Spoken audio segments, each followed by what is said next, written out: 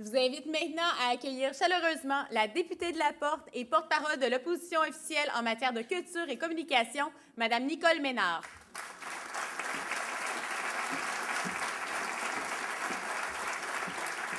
Merci. Merci.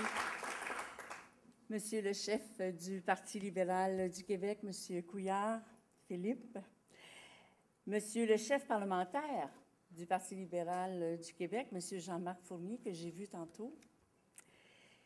Mes collègues les députés de l'Assemblée nationale. Monsieur le président du Parti libéral du Québec, Saoul Polo. Monsieur le maire de Saint-Lambert, Monsieur Philippe Brunet, membres de l'organisation, chers conférenciers, chers participants. Quelle joie quand j'ai appris que la première édition du Forum des idées pour le Québec se tiendrait ici, au Collège Champlain, à Saint-Lambert, dans le comté de la Porte, dont j'ai le privilège de représenter depuis maintenant 6 ans, depuis mars 2007. Alors, je vous souhaite la bienvenue à tous dans le beau comté de la Porte.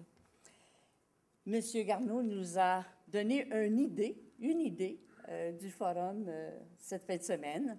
Alors, nous serons tous d'accord pour dire que ça sera très intensif. D'ailleurs, je me permets de vous inviter parce que vous aurez à vous détendre. Alors, je me permets de vous inviter demain soir, dimanche après-midi, aux festivités de Saint-Lambert. C'est les fêtes de Saint-Lambert ce week-end. Alors, Monsieur le maire sera heureux de vous accueillir. Le Parti libéral du Québec n'a jamais eu peur d'affronter les différents enjeux de société avec ouverture et tournée vers l'avenir. Cette fin de semaine ne fera pas exception. Nous avons le privilège, chers amis, d'accueillir des experts et des décideurs de divers horizons, venus d'ici ou d'ailleurs. Sous le thème pour la croissance économique et le développement du Québec, nous serons conviés à réfléchir et à débattre sur des sujets de fond. Alors, je vous invite à prendre part activement aux échanges. Maintenant, j'ai l'immense plaisir et le privilège de vous présenter un homme avec qui j'ai eu la joie, le plaisir de travailler à mes débuts comme député. Un homme aux multiples talents et inspirant. Un homme de valeurs et de principes, à l'écoute de la population, qui a à cœur d'établir les jalons de notre avenir et celui du Québec. Un homme rempli d'espoir et d'optimisme qui fera du Québec une nation plus forte, prospère, fière, où nous pourrons s'épanouir et bâtir une société plus juste. Élu à la tête du Parti libéral du Québec le 17 mars dernier, Mesdames et Messieurs, accueillons chaleureusement M. Philippe Couillard.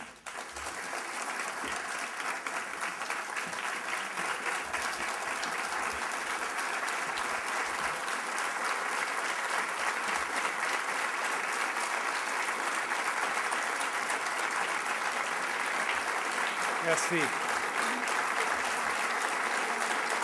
Merci.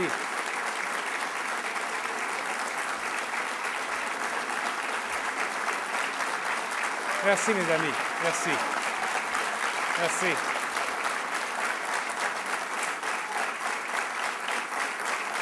Merci. Merci.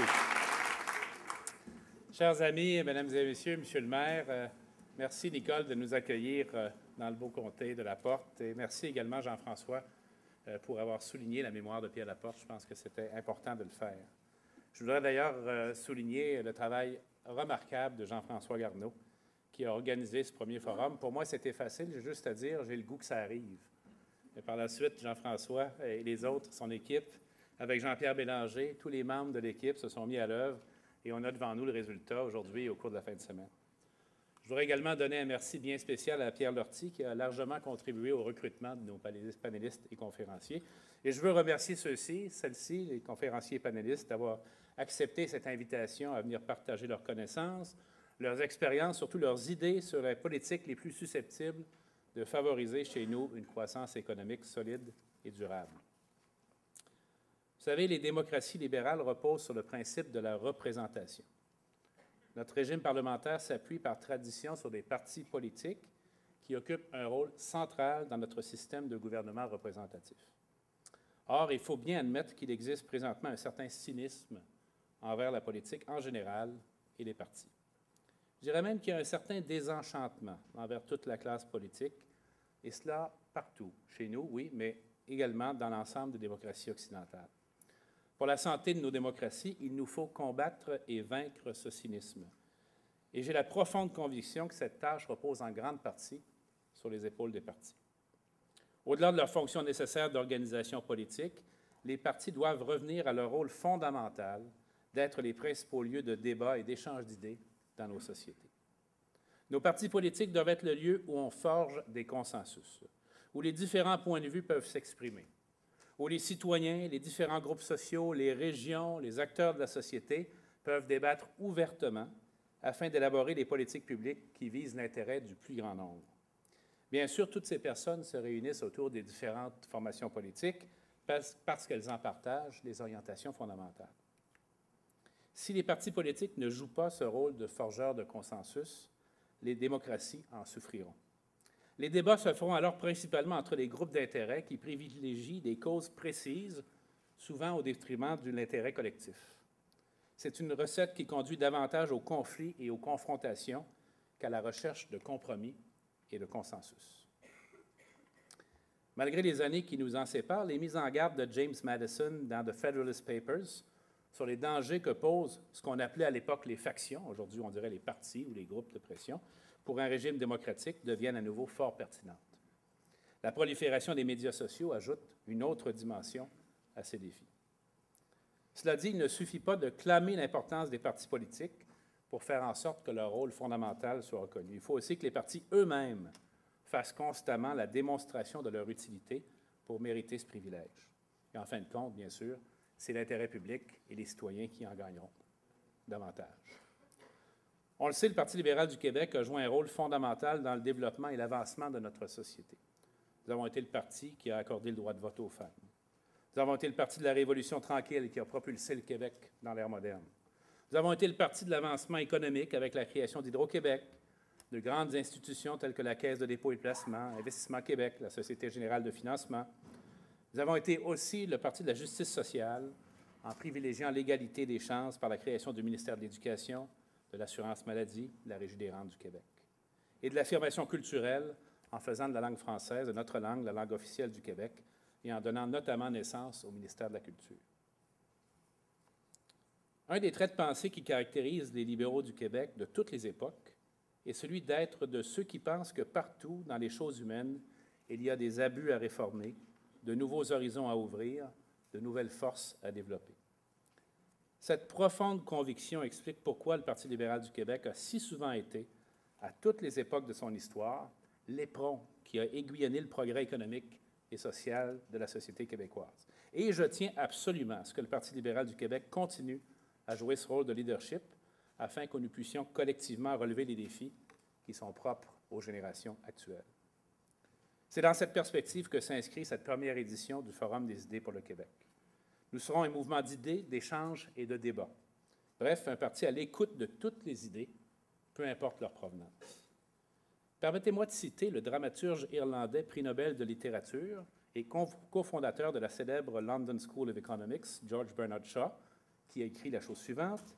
« Si tu as une pomme, que j'ai une pomme, et qu'on échange nos pommes, nous aurons chacun une pomme.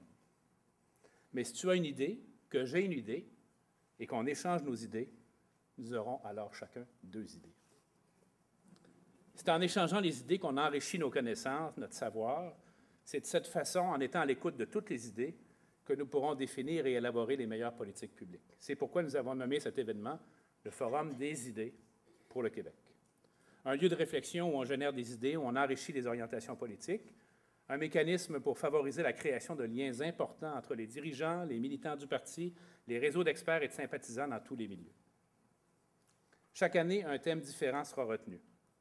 Pour cette première édition, le thème choisi, c'est le renouveau économique du Québec. Notre attention portera sur les moyens de favoriser une croissance économique forte et soutenue, gage essentiel de notre rayonnement sur le plan social et culturel. Les idées qui seront exprimées ici ne représentent pas nécessairement les positions officielles du parti. Elles appartiennent aux panélistes et aux experts invités qui proviennent de différents horizons. Mais le Forum des idées a pour but d'alimenter la réflexion de notre parti, de notre commission politique et de nos militants, et c'est aussi une source d'inspiration afin d'identifier les meilleures pratiques d'ici et d'ailleurs. Le renouveau économique du Québec doit s'ancrer dans les grandes tendances de l'économie mondiale, et cela pour une raison fort simple. Nous sommes une petite économie de 8 millions d'habitants qui dépend grandement des exportations et des marchés extérieurs pour assurer sa croissance. Quelles sont ces grandes tendances? Permettez-moi d'en identifier quelques-unes. D'abord, l'avènement de l'ère numérique qui bouleverse nos façons de faire et nos façons de communiquer. On le sait, le Québec a des forces et des atouts dans les nouvelles technologies. Nous sommes un lieu formidable de création et d'innovation reconnu à travers le monde. Nous sommes une force reconnue dans des domaines comme l'aérospatiale, les jeux vidéo, les technologies de la santé et la culture. Mais nous avons également de grands défis à relever, notamment au niveau de l'accès et de l'utilisation des technologies numériques, particulièrement dans les procédés de production. Ensuite, la montée des économies émergentes, bien sûr, telles que la Chine, l'Inde, le Brésil, modifie grandement l'échiquier économique mondial.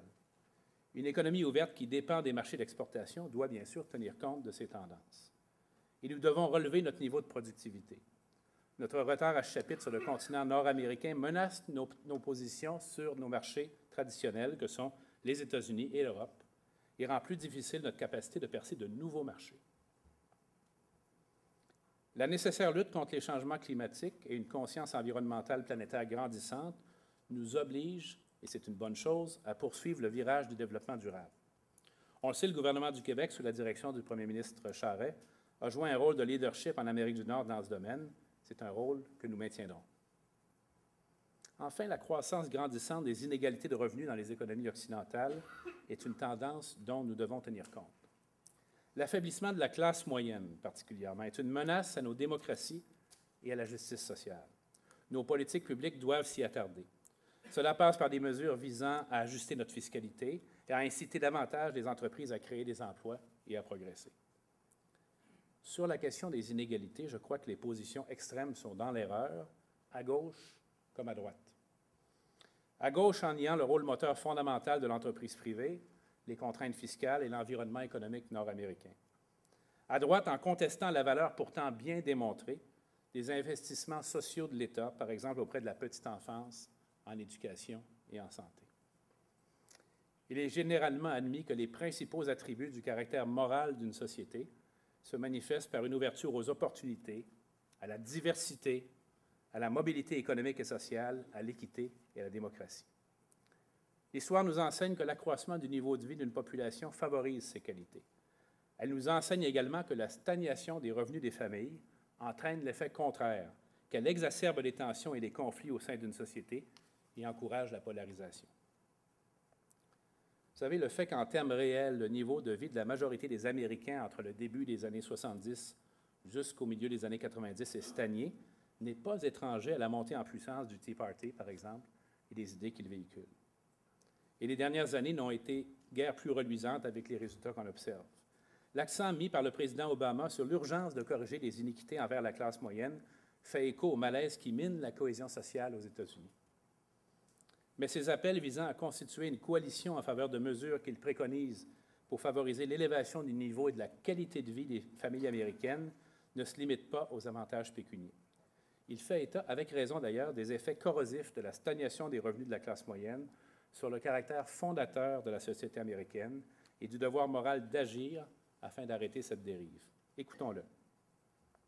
If we just stand by and do nothing in the face of immense change, understand that part of our character will be lost.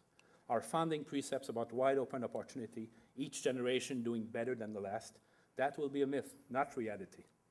The position of the middle class will erode further. Inequality will continue to increase. money's power will distort our politics even more. Social tensions will rise as various groups fight to hold on to what they have or start blaming somebody else for why their position isn't improving. And the fundamental optimism that's always propelled us forward will give way to cynicism and nostalgia. J'en conclus deux choses. D'abord, la croissance économique est essentielle pour atteindre nos objectifs de justice sociale et qu'il faut combattre également les inégalités et cibler la classe moyenne, cette classe moyenne qui diminue partout en taille, en importance et en richesse dans nos politiques publiques. Au-delà de ces grandes tendances, certaines percées technologiques ont des impacts globaux qu'on ne peut ignorer. Par exemple, la technique de fracturation hydraulique pour l'extraction des hydrocarbures modifie le paysage énergétique mondial et a des impacts géopolitiques qu'on commence à peine à mesurer. Par exemple, l'autosuffisance croissante et annoncée de l'Amérique du Nord dans le domaine des hydrocarbures aura un impact, bien sûr, jusqu'au Moyen-Orient et même jusqu'aux conflits qu'on connaît dans le Moyen-Orient. Plus près de chez nous, la diminution marquée du prix du gaz naturel par la surabondance de la production, elle-même due à ces nouvelles technologies, diminue l'appétit des États-Unis d'Amérique pour l'importation de notre électricité. Donc, une conséquence chez nous directe. Pour assurer son renouveau économique, le Québec doit également relever des défis qui lui sont propres. Nous sommes confrontés à de lourds enjeux structuraux tels que notre dette publique qui est trop lourde, notre fiscalité excessive qui n'encourage pas suffisamment l'effort et l'investissement, notre compétitivité qui s'effrite et s'essouffle, nos infrastructures qui arrivent dans bien des cas au terme de leur vie utile. Les pressions énormes sur les services sociaux, notamment dans les domaines de la santé et de l'éducation, sont autant de défis qui appellent à des actions vigoureuses. Et finalement, on le sait, la rapidité des changements démographiques en cours doit être considérée. D'ailleurs, par exemple, la Commission sur la participation au marché du travail des travailleuses et travailleurs expérimentés de 55 ans et plus rapporte qu'alors qu'il faudra au moins 60 ans à la Suède et aux États-Unis pour voir passer de 12 à 24 la proportion de leur population de 65 ans et plus, le Québec prendra 2 fois moins de temps, soit 31 ans, pour y parvenir. Seul le Japon a connu un rythme plus rapide. J'ai hâte de vous entendre sur ces enjeux. Le Québec a cependant de grands atouts sur lesquels il peut bâtir les fondements d'une économie forte et vigoureuse. Nous avons de l'énergie renouvelable en abondance, dont l'approvisionnement sûr et prévisible continuera de constituer un avantage comparatif indéniable sur le plan industriel. Le défi, là, consiste à maximiser cet avantage sur le plan économique dans le respect des principes du développement durable. Notre sous-sol est riche en minéraux et en hydrocarbures. La question que nous devons nous poser est la suivante. Comment mettre en valeur ces ressources au bénéfice des générations présentes et futures, dans le respect de l'environnement et en favorisant l'acceptabilité sociale? Mais à mon point de vue, notre plus grand avantage, notre plus grande ressource demeure le talent et l'esprit créatif des Québécois. C'est également un atout que nous devons mettre en valeur en faisant en sorte que notre esprit créatif puisse s'exprimer librement et ouvertement. Et n'oublions surtout pas la richesse que nous apporte la diversité et la nécessité absolue de promouvoir l'inclusion et les libertés individuelles. Pour nourrir l'innovation, le talent et l'esprit créatif des Québécois, il faut encourager, faciliter l'entrepreneuriat, valoriser l'éducation et le savoir, investir dans nos centres de recherche et nos universités. À plus long terme, je suis persuadé, par exemple, que les investissements que nous réaliserons aujourd'hui dans la petite enfance seront particulièrement porteurs pour les générations futures. Notre héritage ne peut pas et ne doit pas être une lourde hypothèque. Nous pouvons et nous devons laisser un Québec aux générations futures qui rayonne sur toutes les dimensions économiques, sociales et politiques à travers le monde. C'est dans cet esprit que le programme du Forum a été conçu. Nous voulions, dans un premier temps, esquisser le rôle important qu'un Québec dynamique et prospère peut jouer au sein de la francophonie. J'emprunte ici les mots de Nicolas Sarkozy lors de son passage à l'Assemblée nationale du Québec le 17 octobre 2008. La francophonie, ce n'est pas seulement une langue pour communiquer, parce qu'une langue, c'est plus qu'un langage, c'est une communauté de valeurs. La francophonie, c'est une façon de penser. La francophonie, ça doit être une vision du monde. La francophonie, ça doit être pour nous en partage des valeurs intellectuelles et, j'ose le mot, des valeurs morales. La francophonie, ça doit être pour nous tous une certaine idée de l'humanisme, de l'universalisme, de la rationalité. La francophonie, c'est la solidarité entre le Nord et le Sud. Et le président Sarkozy de poursuivre, la France a besoin du Québec, qui est pour toute la francophonie une force d'entraînement, une force de proposition, je dirais même un exemple. Donc, pour y parvenir, nos politiques économiques doivent encourager une croissance économique robuste et soutenue.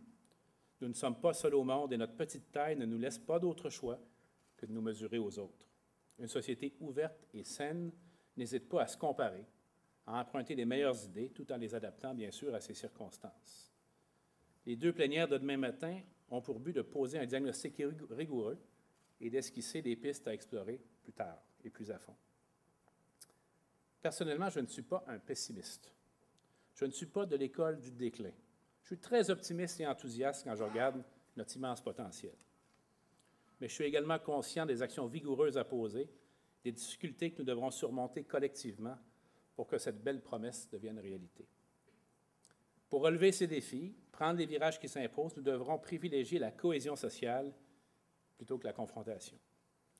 Nous devrons favoriser les débats ouverts et respectueux des idées des autres dans un climat, on le sait, c'est souvent difficile, le moins partisan possible.